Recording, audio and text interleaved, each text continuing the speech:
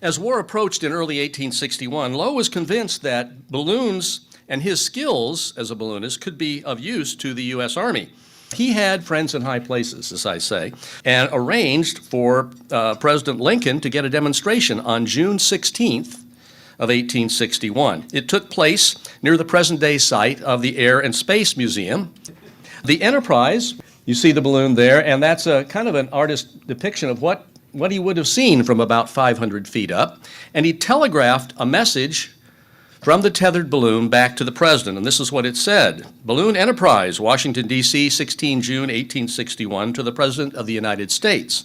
This point of observation commands an area nearly 50 miles in diameter. The city, with its girdle of encampments, presents a superb scene. I have the pleasure in sending you this first dispatch ever telegraphed from an aerial station and acknowledging indebtedness to your encouragement for the opportunity of demonstrating the availability of the science of aeronautics in the service of our country.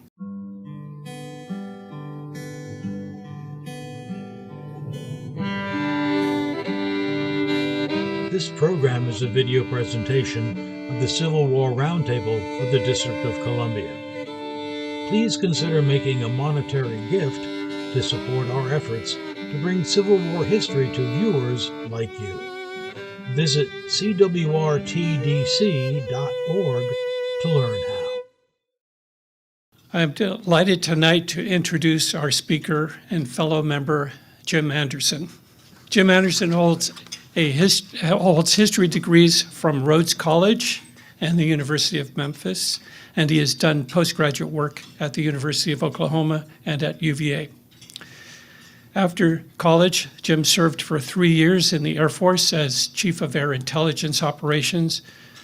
Upon leaving the service, he was recruited by the CIA, where he spent the next 27 years.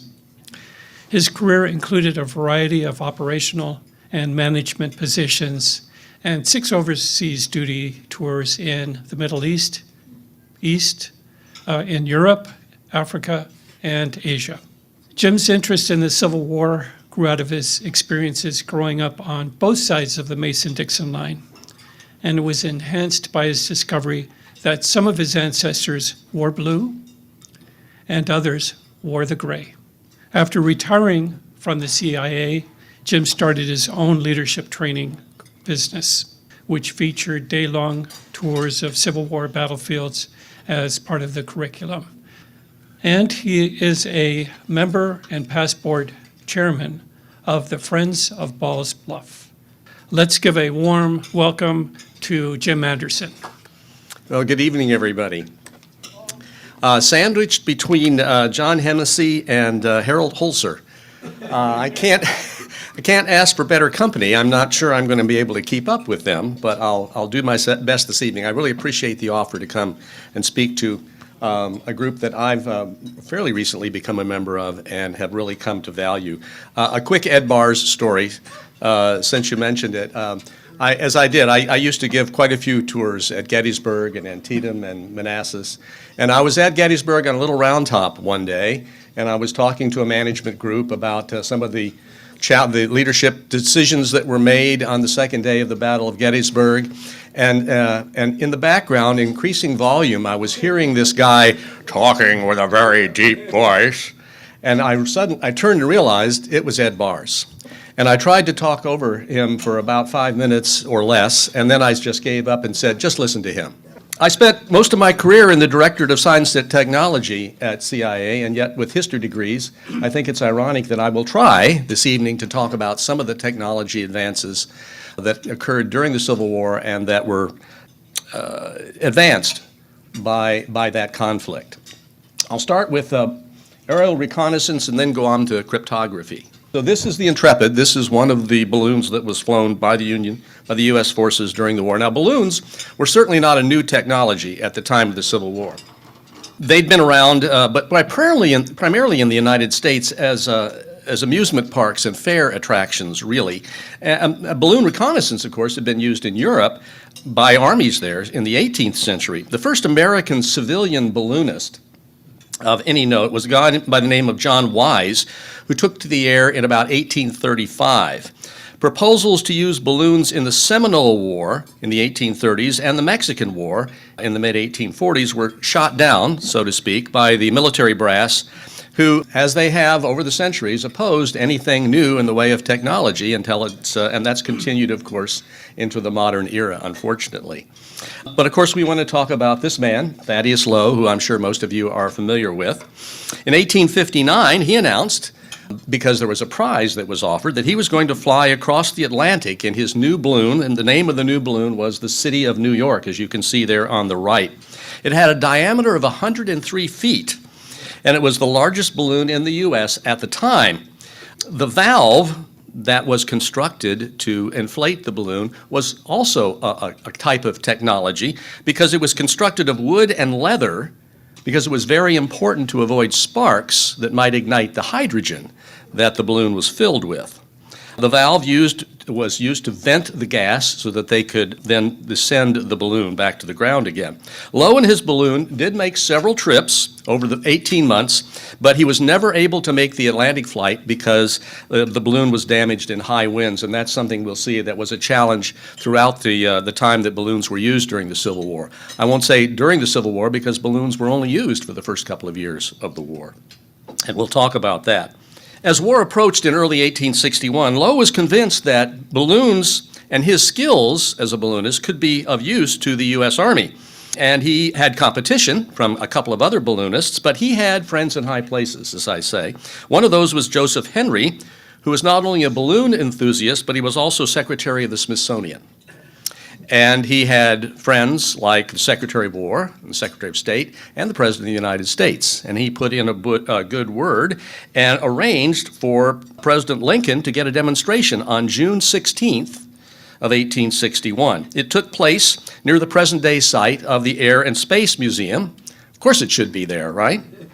The Enterprise was you see the balloon there, and that's a kind of an artist's depiction of what he would have seen from about 500 feet up, and he telegraphed a message from the tethered balloon back to the president, and this is what it said. Balloon Enterprise, Washington, D.C., 16 June 1861, to the President of the United States.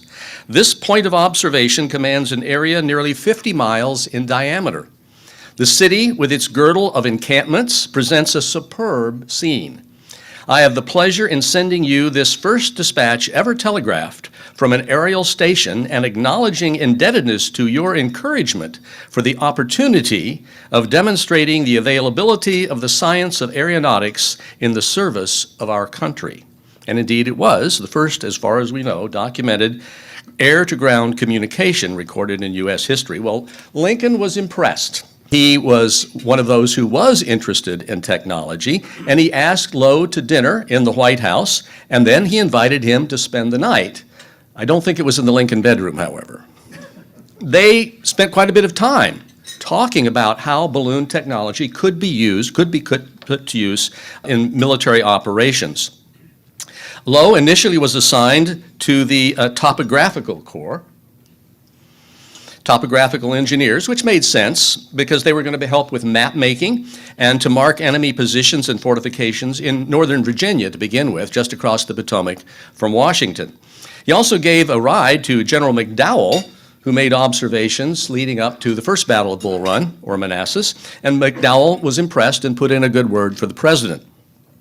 In September of 1861, Lowe got his first chance to use his balloons in support of artillery fire.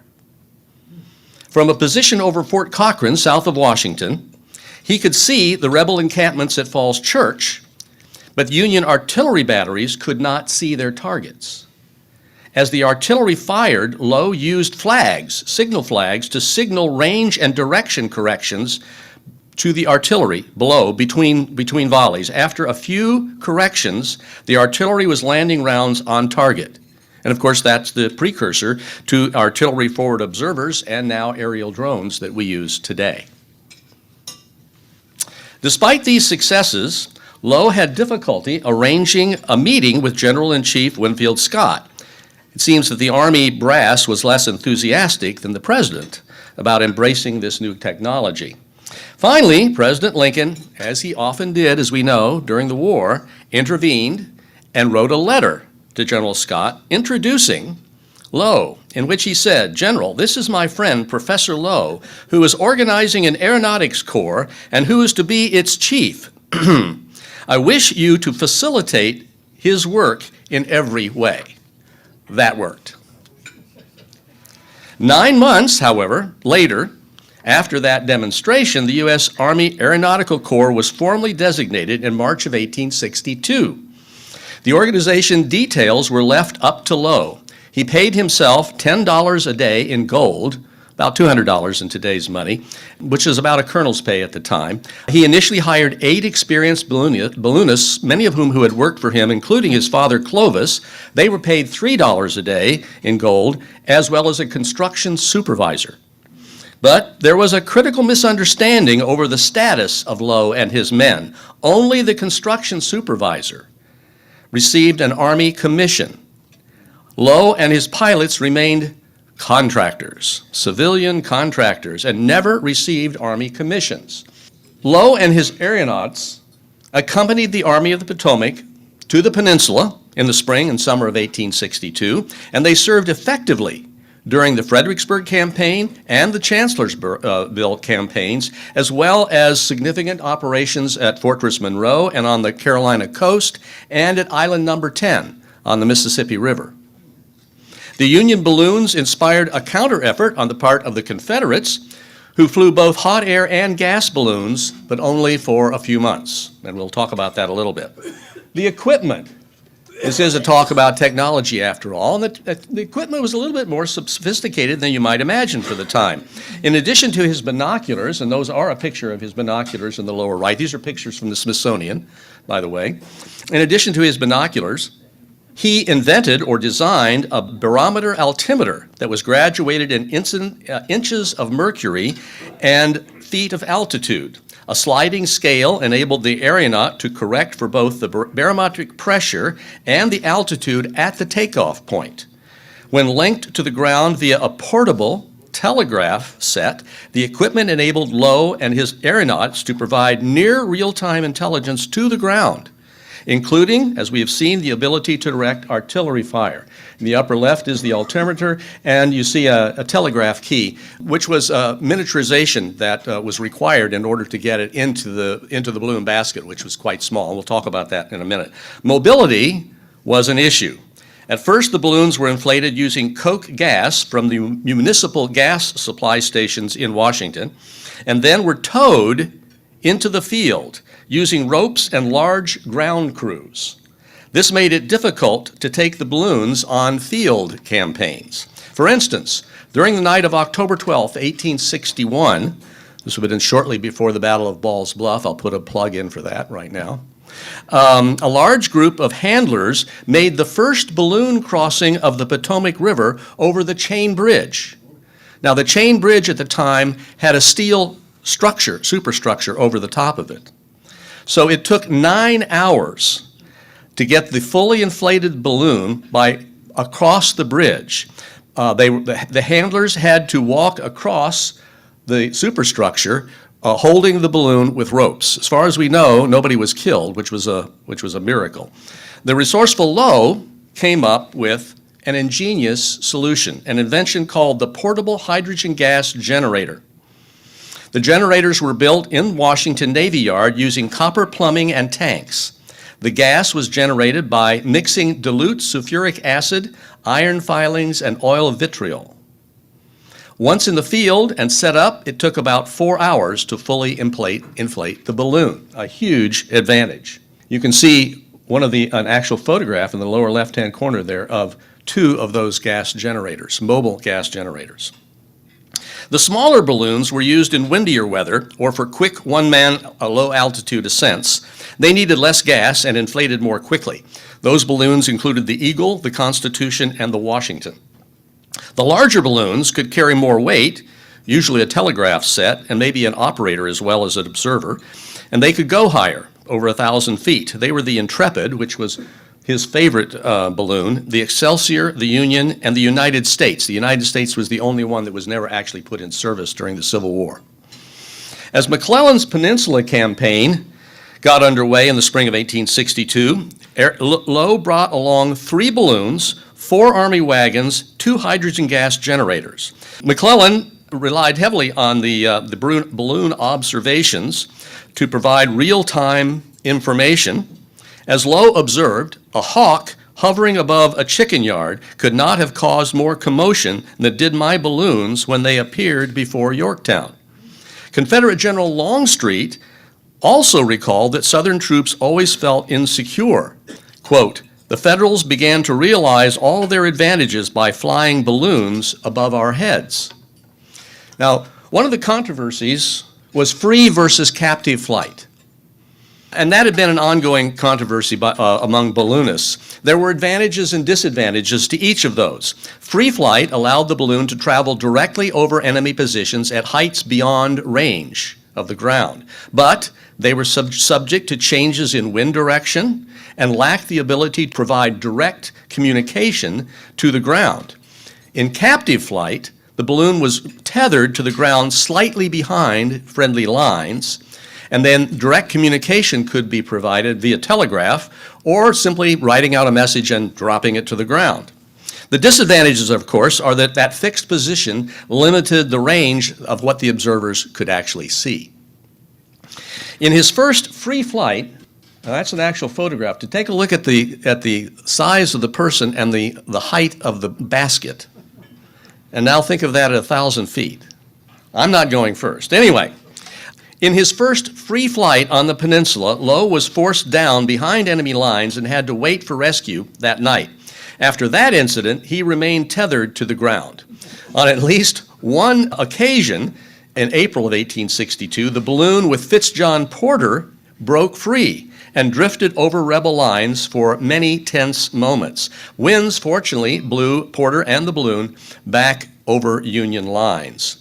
He then had to climb up into the rigging to release the gas.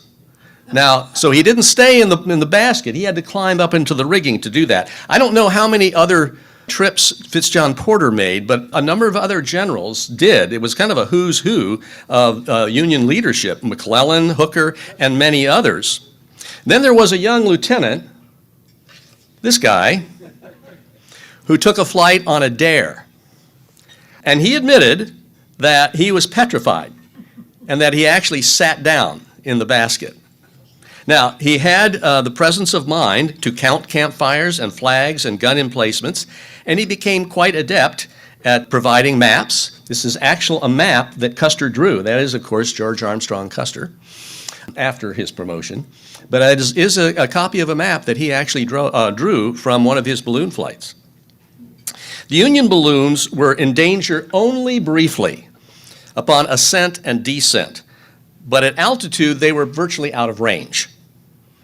The Confederates tried firing rifles and cannons at them, but in the 2 years that balloons were in service, making thousands of flights, not a single balloon was shot down and no aeronauts were killed.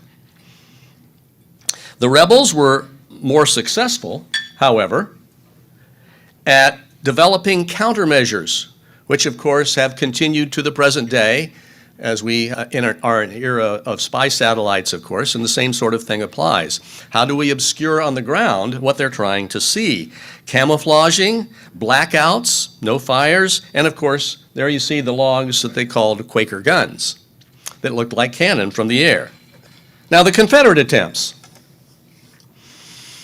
Well, the success of the Union certainly forced the Confederates to try to build their own balloons. Their effort was hampered by lack of funding and access to hydrogen and to the rubber coating technologies that were used on the outside surfaces of the balloon. The first Confederate balloon was constructed of cotton stretched over a wool frame and filled with hot smoke from fires made of oil-soaked pine cones.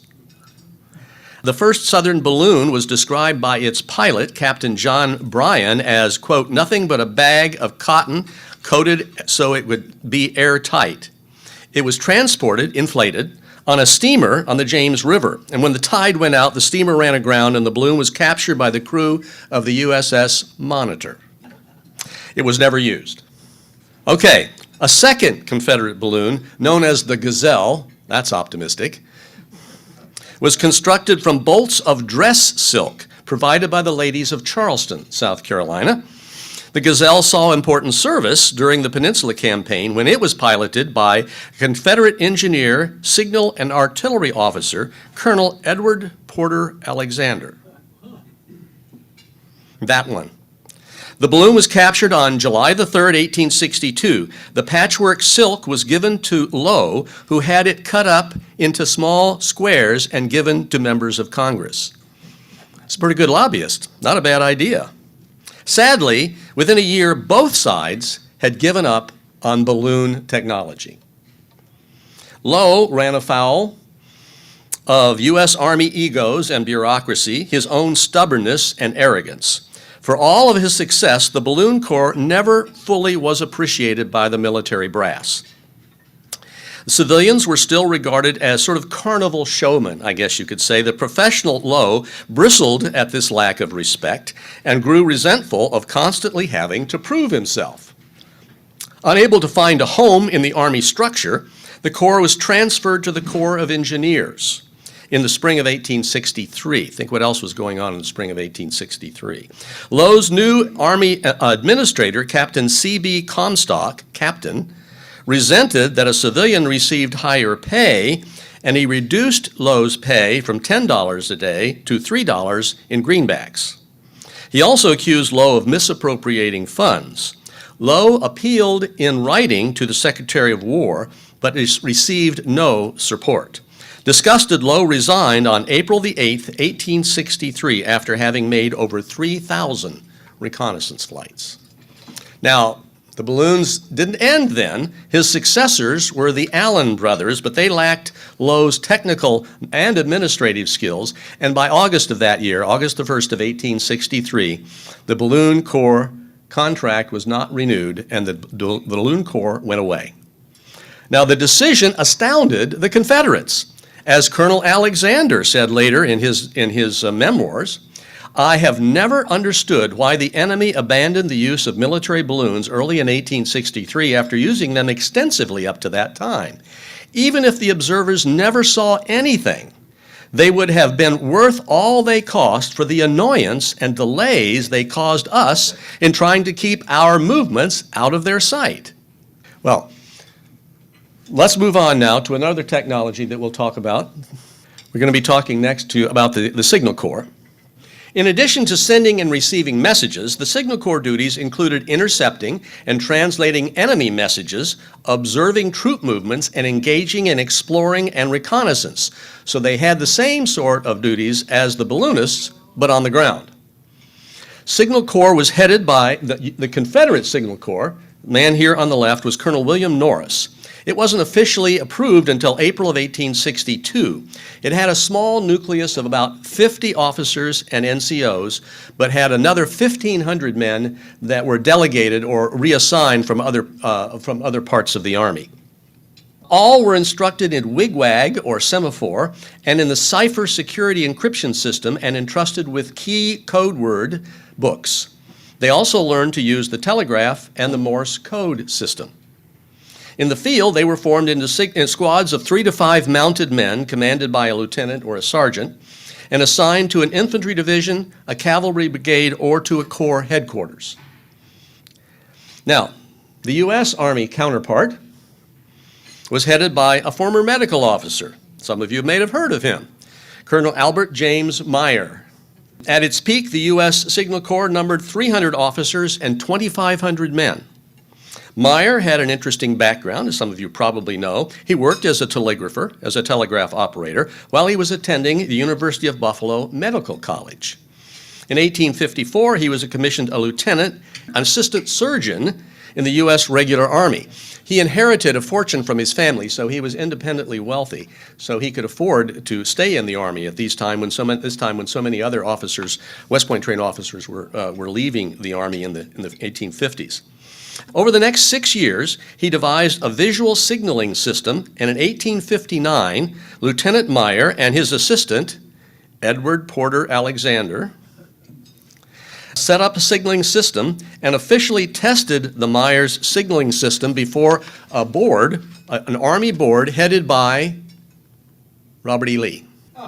On June the 27th, 1860, the U.S. Army adopted the Myer signaling system and appointed Myer to be its chief signal officer with the rank of major.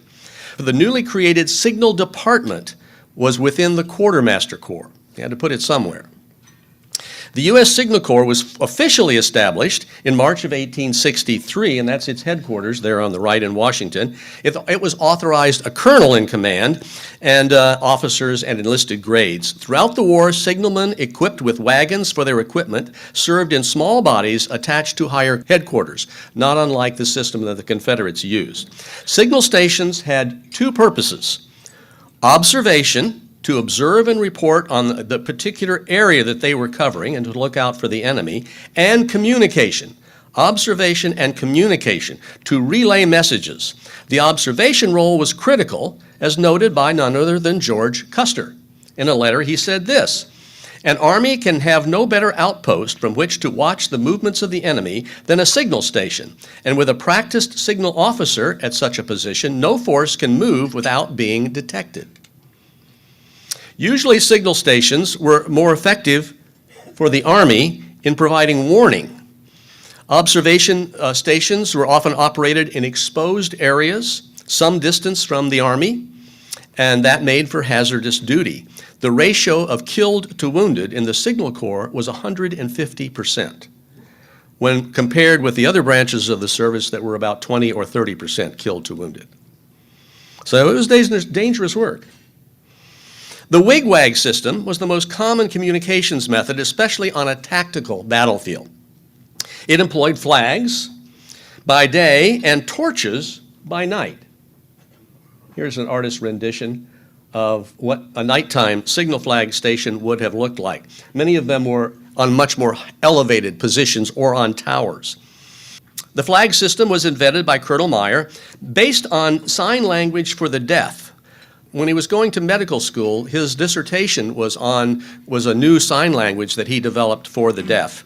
And he also incorporated Indian smoke signal technology, if you want to call it that. So anyway, that's how we got with wigwag. It's a pretty straightforward system.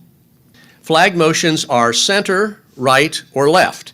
And then letters of the alphabet were a combination of wags to the left or right, always coming back to the center. They were then observed, usually through telescopes, as you see here. You've got a signaler standing with a torch, and then to his right, our left, is probably an officer or an NCO looking through a telescope at the next signal station down the line. So there would have been a series of these within sight of each other, within an area of operation. If they were there long enough, it would be during a battle, possibly, depending on the time and place in the war. Wigwags first. There's a couple of actual towers. Yeah, I'm sure probably most of you know this story. This is probably the first documented successful use of the wigwag system for warning, and it took place at First Manassas. Myer's former student, Edward Porter Alexander, had joined the Confederate Army by this sign and had organized its own signal corps and the wigwag system there. And in July of 1861, Alexander established a signal station, tall tower, like we saw before, on a height called Signal Hill, just on the right end of the Confederate forces along Bull Run, close to Manassas. On the morning of July 21st, he was using a telescope to read the wigwag signals from the rebel station on the Confederate far left at the Stone Bridge. But he could see beyond that signal station, and what he saw further up to the north and to the west were first flashes, probably from the bayonets, and later actual troop movements. What he had observed was the flanking movement of McDowell's Union troops to get around the Confederate left. Alexander immediately sent a flag message to the Confederate commander, Colonel Shanks Evans, who will play a prominent role at the Battle of Ball's Bluff. Sorry, I've got to get that in. And of course, it was simple and short, as many of them were. It simply said, look to your left, your position is turned. And that was all Evans needed to understand, to realize what was going on. But Alexander also repeated the same message to Confederate headquarters at Portici House, where Johnston and Beauregard realized what was going on and were then alerted to start sending reinforcements up in that direction.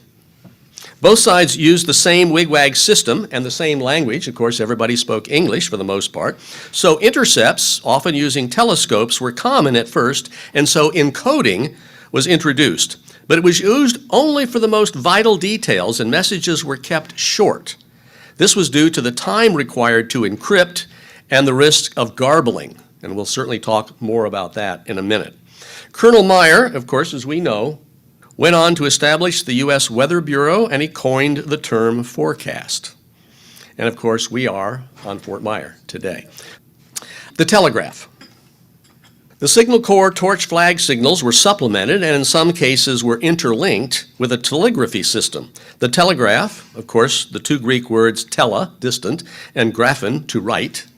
The electronic telegraph was invented in 1844 by the landscape painter Samuel Morse, so you see here on the left. Morse invented a system of dots and dashes known as the Morse code. Anybody here in Boy Scouts or Girl Scouts learn Morse code? All right, very good. Amateur radio, yeah, and we'll have a story about that at the end of the talk. Okay, so by 1860, over 240,000 miles of telegraphs lines crisscrossed America. Lines usually followed major roads or more likely railroads, and therefore in the larger towns or at the railroad stations is where you would naturally have the telegraph office. And the likes of the American Telegraph, later AT&T, and Western Union both started in the mid-1850s. Perhaps surprisingly, or maybe not, after what we've already said, the government was slow to incorporate the telegraph for official use. Rather, government officials, including the president, would have to send a written message by courier to the local Western Union office in Washington or wherever the nearest town was.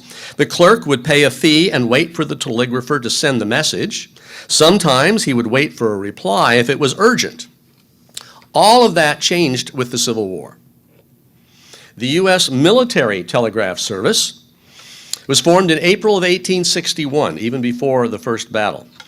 It was because of the lack of security in the capital that prompted Secretary of War Cameron to seize the railroads and the telegraph lines in the vicinity of the capital. He appointed Thomas Scott, president of the Pennsylvania Railroad, to oversee the government takeover. Scott was made an assistant secretary of war, and he brought along one of his managers, Andrew Carnegie.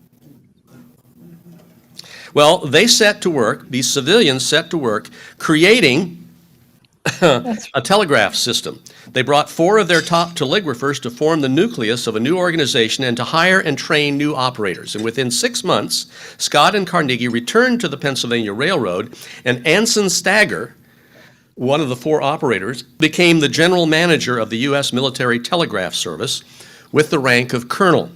The U.S. Military Telegraph eventually grew to over 1,500 men, essentially a civilian bureau under military control. It had as its primary mission to ensure the strategic and administrative communications made available to senior civilian and military officers and commanders. The Signal Corps, on the other hand, mainly supported field tactical operations using the flags and the torches. A similar militarization occurred in the Confederacy, but organizationally it fell under the Signal Corps, which actually made more sense. And for the sake of time, I'm going to focus primarily on what the Union was doing, but it was mirrored largely by what was going on in the Confederacy. From an intelligence perspective, the telegraph revolutionized communications. Thanks to some of our great field reenactors, this is an actual a reproduction of an actual field telegraph station. You can see it required quite a bit of equipment. It permitted the governments in Washington and Richmond to exchange information rapidly and accurately, for the most part, between the War Departments and regional commands, and for the first time, with Army commanders in the field. On a typical day, the U.S. Military Telegraph, that's the Union, operators handled 4,500 telegrams a day, some of them 1,000 words long. There was even a 25-mile-long under Chesapeake Bay telegraph cable under the bay that connected Fort Monroe and Wilmington, Delaware. And then there would be more later on in the war. Field telegraph equipment initially was very large and cumbersome. Telegraph keys and power sources were soon condensed for easier transportation into the field. And of course, the miniaturization of equipment and power supplies remains an ongoing intelligence challenge today. Portable batteries of 100 cells and magneto-electric generators loaded in wagons and even carried on the backs of mules facilitated the movement of the telegraphers with the armies when they went into the field. It vastly improved strategic and some tactical communications, but to field commanders, as you can imagine, it was a mixed blessing because it allowed headquarters, and even worse, civilians like the Secretary of War and the President, to interfere from a distance and to second guess what they were doing and why they were doing it. The Telegraph Construction Corps, there's an actual picture of them in action, had the dangerous job of building telegraph lines in the field during campaigns and even sometimes during battles.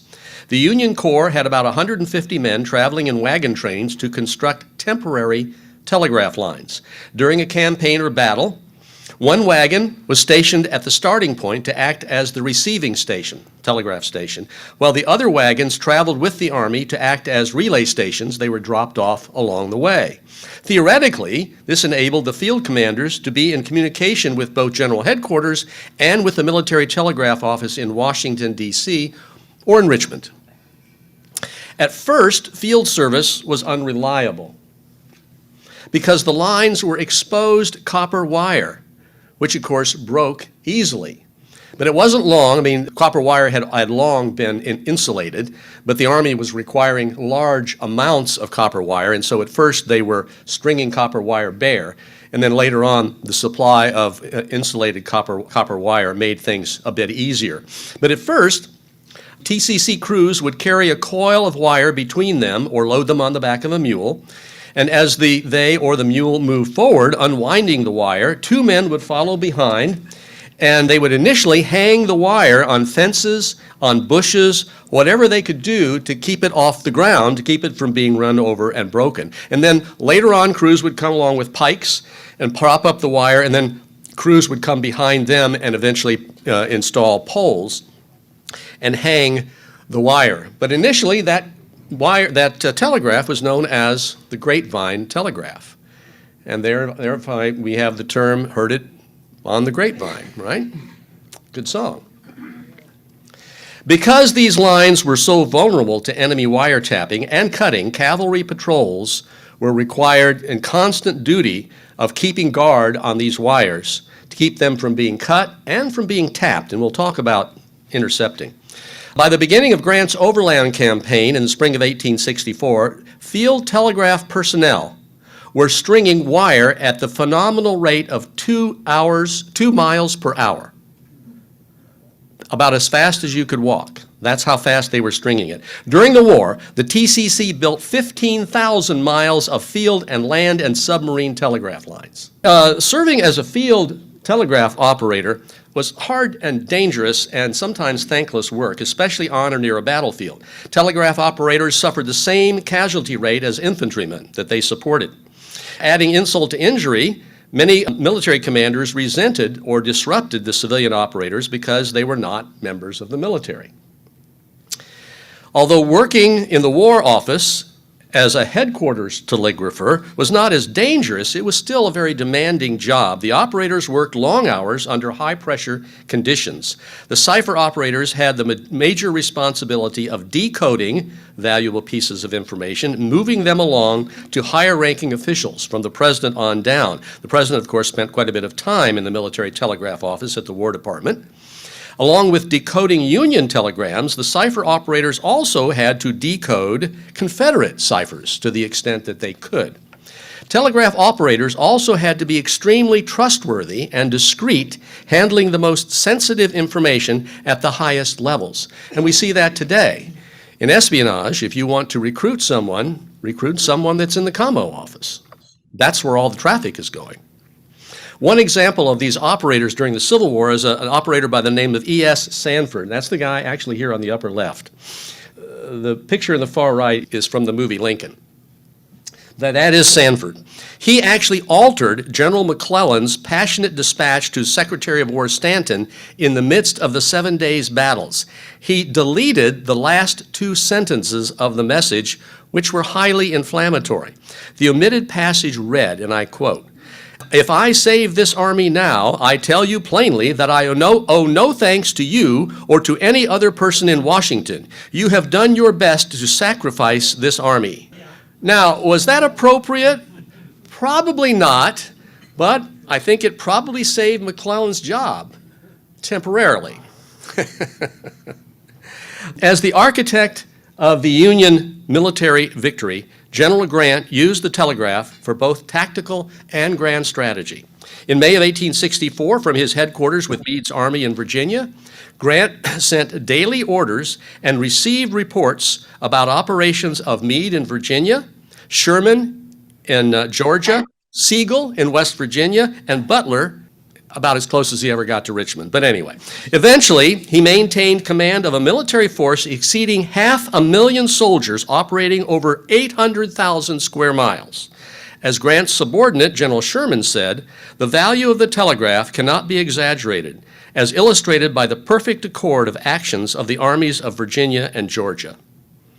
Well, once the war ended, the U.S. military telegraph was engaged for months in upgrading and repairing lines in Confederate territory. And then the U.S. military telegraph was disbanded.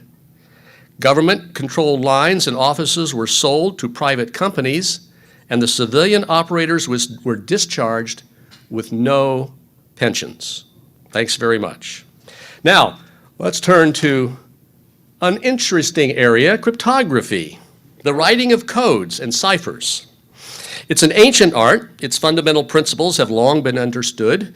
It needs to be practicality, to allow a coded message to get to its intended recipient and be deciphered easily, but it also must be intricate to keep anyone else from understanding it. So, two very conflicting requirements.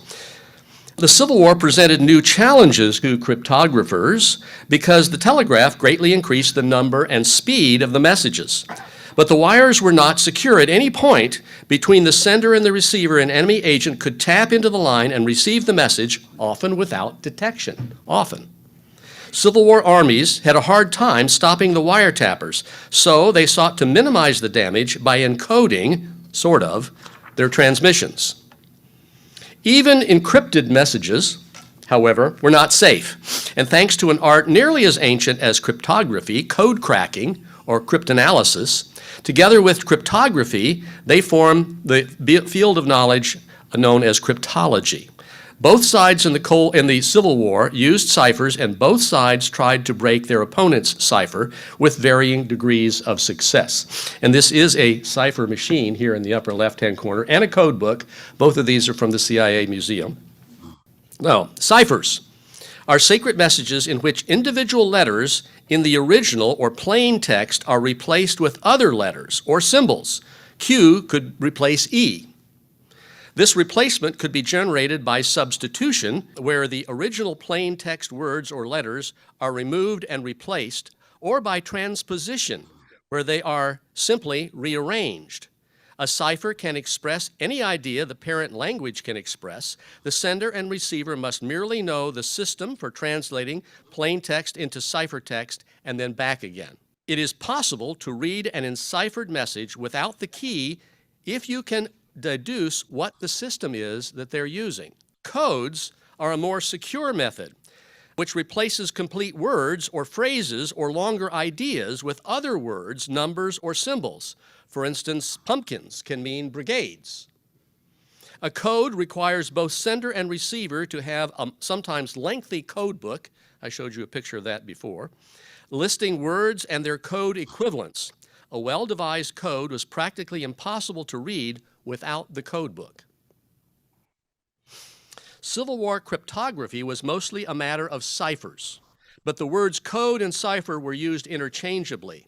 I know, it's confusing. The Union cipher system was created by Colonel Stagger, the man I mentioned before. He incorporated some code words, but it was primitive, even by 19th century standards. The simplicity of Stagger's system was its most useful characteristic. It was a transposition cipher, which simply rearranged the original words of the plain text according to a predetermined formula. Now, it wasn't quite that simple. The plain text was scrambled beyond recognition, but the recipient would know how to restore the words to their original order. The message was written in normal English text, but with the words laid out in a grid that had a certain number of rows and columns. The message was then broken up along the columns, which were sent out in a prearranged order. So that made it much more complex than you might ordinarily think. The Confederates used a cipher that was old, but relatively sophisticated. The system was known as the Vigenère substitution cipher, or court cipher, because it was developed by a 16th century French diplomat. It used a 15-letter keyword to set up a matrix in which a letter acquired a different equivalent each time it was used in the message. Despite the complexity of the cipher, Union codebreakers cracked the Vigenère code because the rebels often used the same keyword for multiple messages, and to save time, they often encrypted only important words in a message. So if you're combining open text with encrypted words, how hard is it to figure that out in context? This had other negative advantages in that combining plain text and encryption in the same message often garbled the messages beyond anybody's ability to decipher. Encoding went from simple ciphers in 1861 to more complex cipher disks and machines by 1864. Cipher disks were developed by both sides, usually two concentric disks, as you can see here, with numbers on the outer disk that indicated the flag wag or telegraphic letters or symbol. These numbers aligned with plain text letters on the inner ring, which was movable, and could be because they complicated the encryption process, they were used only for important messages. The sender started by telegraphing or wigwagging the cipher combination that was to be used. Then once they both had their wheels set up, then they could send and receive and decipher the texts. As cipher systems became more complex, different ciphers were used for signal flags and telegraphic messages. Signal flag ciphers were kept simple to facilitate transmission in field conditions. The Union broke the rebel signal code in early 1863, but by keeping it secret, they could read enemy signals for the last 2 years of the war. Not long after, the Confederates broke the Union code, but the Union quickly found the breach and decided not to change the cipher. Instead, they created a deception plan that mixed accurate messages with deliberate disinformation, which worked until it didn't. Both sides worked hard to read the enemy's messages. Both learned to tap telegraph lines, but this was difficult to do clandestinely. Most successful intercepts came when they actually captured an enemy telegraph station. Once in control, the captors could both send and receive and intercept messages. Lee didn't trust the telegraph, and he issued orders, quote, "Send no dispatches by telegraph relative to troop movements, or they will become known." So he was old-fashioned, but in that case, he was probably right. Field telegraph operators did wind up in harm's way, and I'll give you a couple of quick stories. When General Rosecrans needed intelligence on Confederate General Bragg's intentions in East Tennessee, field telegraphers F.S. Van Valkenburg and Patrick Malarkey, don't you love a telegrapher with a name like Malarkey? I mean, he's made for the job, right? They volunteered for the dangerous assignment of tapping the wires along the Chattanooga Railroad near Knoxville. They set up in a dense woods outside of Knoxville and intercepted dispatches for weeks, avoiding patrols several times. They intercepted a message ordering a search of, quote, Union spies along the telegraph line, and they pulled out just ahead of the Confederate patrol. But they then evaded for 33 days behind Confederate lines before they finally made it to Union lines, half-starved, clothed in rags, and with bare, bleeding feet. But not all stories had happy endings. While scouting for Sherman's army, operator William Forster intercepted valuable dispatches by tapping the line along the Charleston-Savannah Railway for 2 days. Unfortunately, he was discovered, chased by bloodhounds into a swamp, captured, and died in prison. The Confederate wiretapping efforts were less successful, even though they were working primarily in their own territory. During the Fredericksburg Campaign, in December of 1862, Union telegraph operators noticed an odd, irregular opening and closing of the circuit of the telegraph line connecting Union headquarters in Washington. That's the way they sent the dots and dashes. You open and close the circuit. It's that simple. As one telegrapher explained, the characters of each Morse operator's sending are just as pronounced and as easily recognized as those of ordinary handwriting. But this pattern didn't match any of their operators. So they quickly realized that they had a Confederate spy listening in and sending messages. The Confederate actually figured out what was going on, and he got on the line and chatted with the Union telegraphers for a little while before he disappeared just before the Union cavalry arrived. Finally, we're going to look at another area where the telegraph made a huge difference, and then we'll wrap it up here.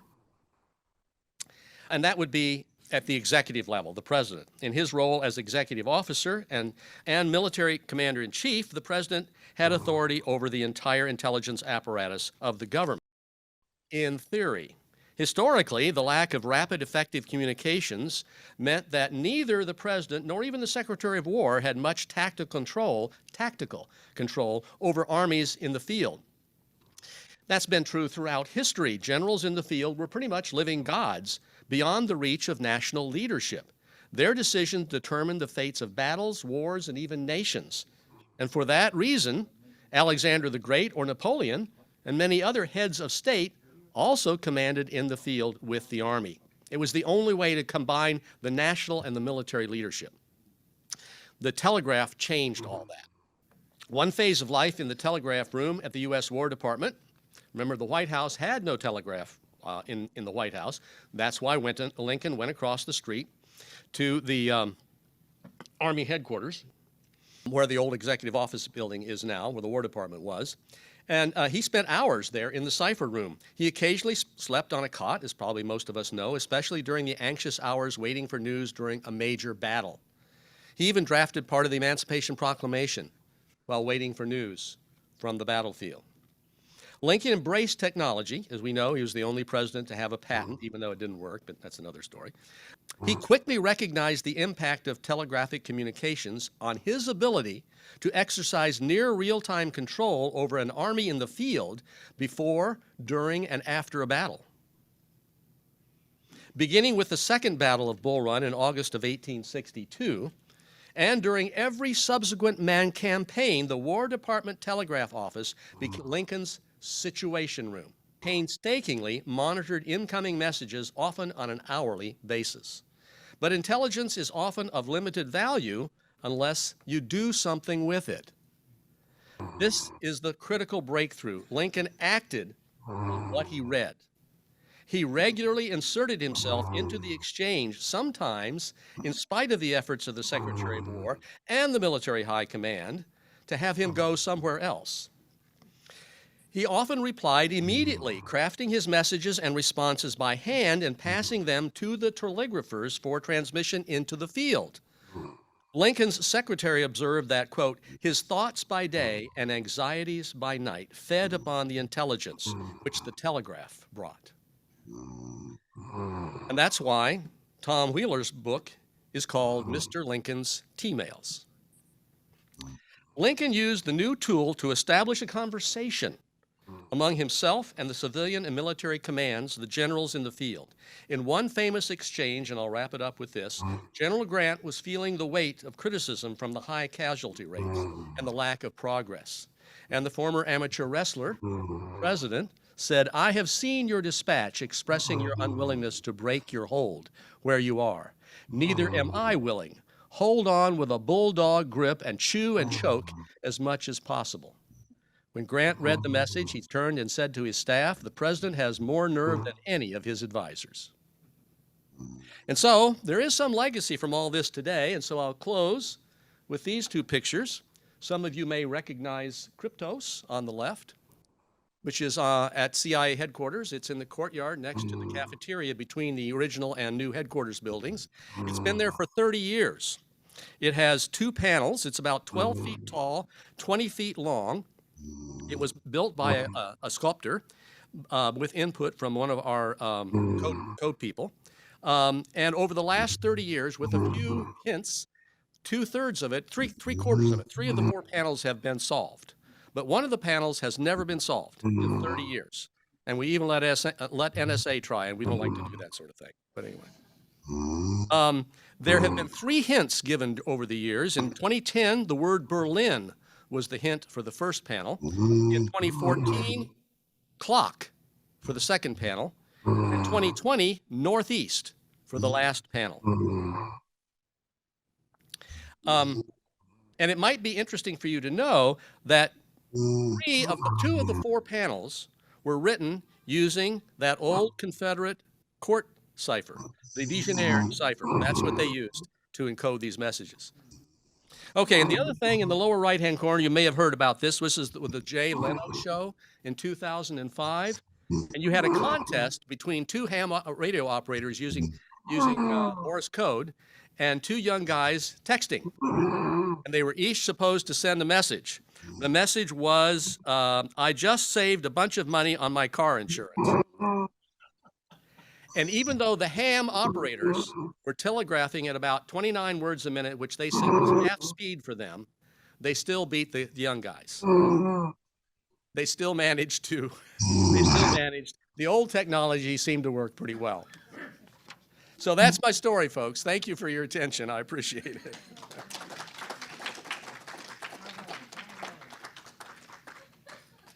Thank you very much. Let's take a question here first, and then we'll take a question from the Zoom attendees. Thanks, that was very good. The Navy for years was able to communicate between ships with flag technology. So was there any cross-service adoption, either the Navy adopting from the Army or the Army adopting from the Navy? Yes, the signal flag, the wigwag system, semaphore, was used by both the Army and the Navy. I was in the Air Force. I have no idea what they did. Okay, Paul, if you have a question there. Yes, I have 2, and my wife's about to bring dinner, so I'm going to read both questions, if you don't mind. How effective was the telegraph in allowing soldiers to vote in the field in the presidential election of 1864? And John Anderson asked, was the cipher machine you showed the basis of the enigma used in World War I and II? And Dr. Paul Severance asked, I said, I believe, if not mistaken, was that the photo of the Washington Arsenal, Fort McNair today? The Washington what? Arsenal, which is Fort McNair today. Those are the 3 main questions. Okay. The one about the Enigma system, I have no idea. Myer was, Dr. Myer, Colonel Myer, later Brigadier General. His permanent rank came through as Brigadier General just a few months before he died in 1880. But he was also very interested in mirror signaling, as well as he developed a system for interrogating prisoners and contrabands. And I've just found that out. I'm going to have to look into that a little bit more, but because I don't know whether that was ever put into practice. But fascinating guy. Yes, another question here. 2 things. One, a statement that, as you well know, what was on Little Round Top the second day before General Warren got people up there was a Union Army signal station. That's right, yeah. And probably the first aircraft carrier, was it not, the George Washington Parke Custis, which was a barge that the Union had with a balloon on it, right? You've done your homework. Yes, it was. Well, I've been a reenactor a long time. Yeah. Lowe did use that. He used an old coal barge, and he took along one of those gas generators and actually moved the balloon down the river. Yeah. First aircraft carrier. Yeah. I have a question. My late American husband, who was editor-in-chief of the military retirement, he introduced me to the woman who broke the Japanese code during the Second War. She was only the teacher of math. So is it necessary to have the special education to break a code of the enemy? Math was actually the best code breakers were and still are, as far as I know, although, computer technology now is making codes almost impossible to break. But people who have specialized in this area were often people who were whizzes in math. Math is a very important part of recognizing the patterns, as I understand it. Like I say, I'm a historian. But yes, and to say a word about women, I will say, because I do quite a few lectures on intelligence during the Civil War. This is just one small part of it. But I think women made the best spies. in the field because men and women underestimated them. Could you Paul, shed do some you have light any, on the Paul? presidential election? How effective was the telegraph in allowing soldiers to vote? What I know about the presidential election is that what was more significant, I'm not saying that the telegraph didn't play a role, but I don't think it was used to vote. What they did is they allowed the soldiers to go home on leave, or they actually voted in the field. But they didn't transmit that information via telegraph. Okay. Thank you for that clarification. Yeah, thanks for reminding me. Yeah. Well done, Thank you. Jim. A logistical question.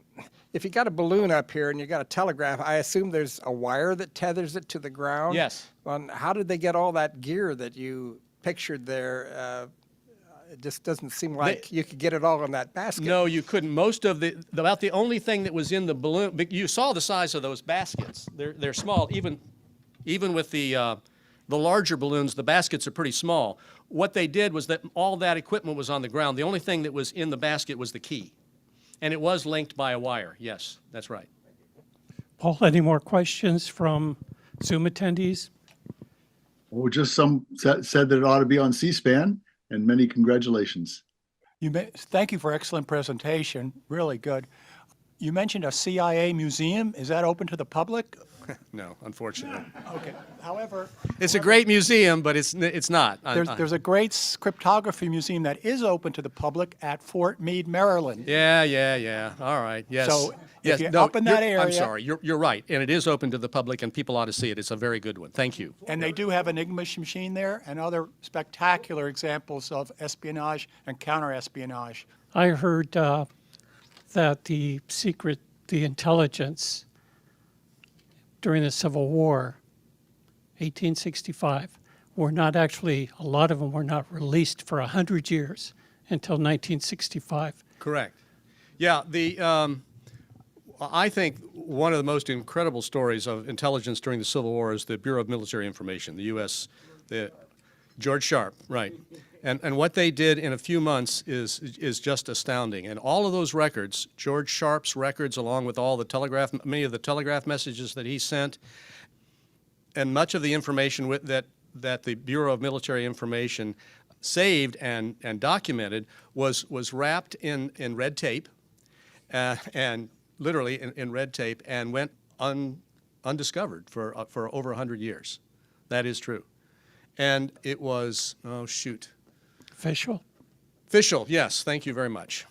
NSA officer Fischel has written probably the most extensive, not necessarily the most readable, but the most extensive book on BMI in the early war years of Union But it was intelligence. purposefully kept confidential, right? Or was it just lost? No, it wasn't. That was the thing. It wasn't covered under classification. It was just never opened, never used. And Fischel came across it and was allowed to open it and read it. Not a question, but another Ed Barr story. He used to tell us, he said, if George Sharp would have been head of the CIA in 9/11, it wouldn't have happened. Okay, well, as much as I like Ed Barr's, I was in the IG. I actually led the team that did the last inspection of the Counterterrorism Center before 9/11. And unfortunately for us, and we uncovered a lot of lack of communication, a lot of rice bowls, a lot of bureaucracy, a lot of, even though we were all in the same room together, they weren't talking to each other. And unfortunately, that report didn't come out in time to make any difference. It was issued about 3 months before 9/11. After that, we didn't have any trouble getting money for counterterrorism. Well, Jim, thank you again very much. Let's have another round of applause for Jim Anderson. Question was, what does the crypto sculptor say? And it was done by a poet, and it was encrypted with the help of a CIA officer. One of the panels is actually the geographic coordinates for the location of CIA headquarters. I'm trying to remember what the different panels are. They are all in either letters or symbols. So there's nothing other than English language letters.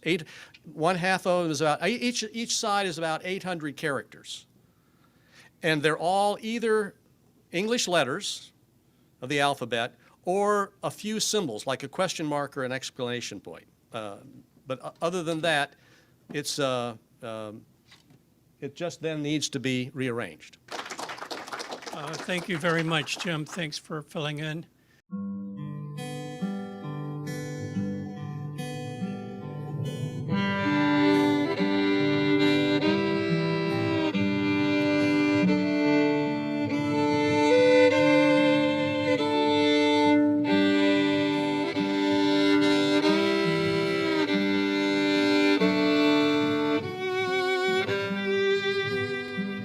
We're